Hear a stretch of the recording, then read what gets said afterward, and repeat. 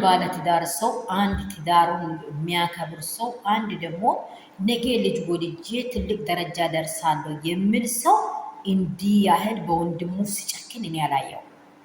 የምር በወንድሙ ሲጨክን አላየው። እናንተም በተፈጥሯችን በኢትዮጵያ ምድር ላይ እንደዚህ በወንድሙ የጨከነውን ሰው አይታችኋል? እስቲ ንገሩኝ ያያችሁ። በወንድሙ እንደዚህ ወንድሙን ደስታ ለመነጠቅ፣ የወንድሙን ፍቅር ለመነጠቅ፣ የወንድሙን ህይወት ምስቅልቅል ለማድረግ የጨከና ወንድም የጨከና እህት እኔ አላየሁም። የምር አብርሽና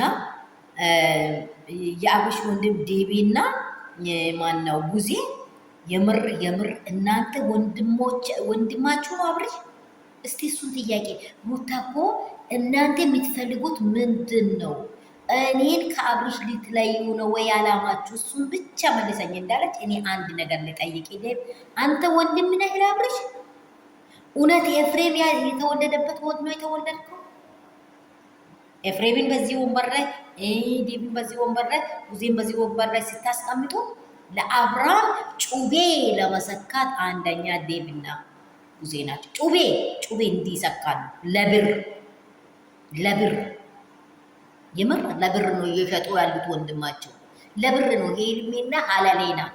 ሄርሜላ በቃኝ፣ በቃ ወጥቶልኛል፣ ስም ወጥቶልኝ። አንቺ ውሽማ ነሽ፣ አንቺ ገረድ በቃ ሌላ ነገር ነሽ፣ አንቺ እኮ በእያንዳንዱ ስፍራ ላይ የምትተኝ ሴት ነሽ ብሎ እያንዳንዱ ሲሰድባት እንደው በሜዳ ያንተ የምትሸነውን ሽንት ቦታዬን ማየት እፈልጋለሁ ያለችን ሴት ይዞ እጁን ጨብጦ ምራመድ፣ ይሄ ወራዳ ወንድም ነው። ወንድም አይደለም፣ የምር ወንድም አይደለም። አባቱን አሳዳቢ፣ እናቱን አሳዳቢ፣ ምድርቱን አሳዳቢ ወንድም ነው እንጂ ይሄ የምር ይሄ የረከሰ ወንድም ነው። የምር ሩታን ተውት። ሩታ እኮ ልጅ ወዳለች ዘና ፈታ ብላ።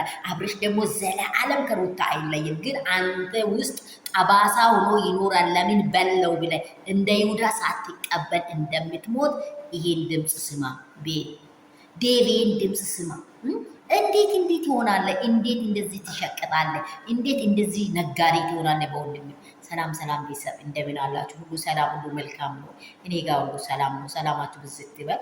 እኔ ጋር ሰላም የሆነው ሰላም እናንተ ጋር ሙሉ እንደሆነ በክርስቶስ አምናለሁ። ሰላማችሁ ትርፍርፍ ብዝት ይበል። በየሃይማኖታችሁ ያላችሁ በስፍራ ከእንደዚህ ኬዝ ለሚወጡ ሰዎች በእውነት አንደኛ በየሃይማኖታችሁ ጸልዩ። ይሄ ምድርን የሚያበላሽ ከርስ ነው። በእውነት ለትውልድ የሚተላለፍ ክፉ ከርስ ነው።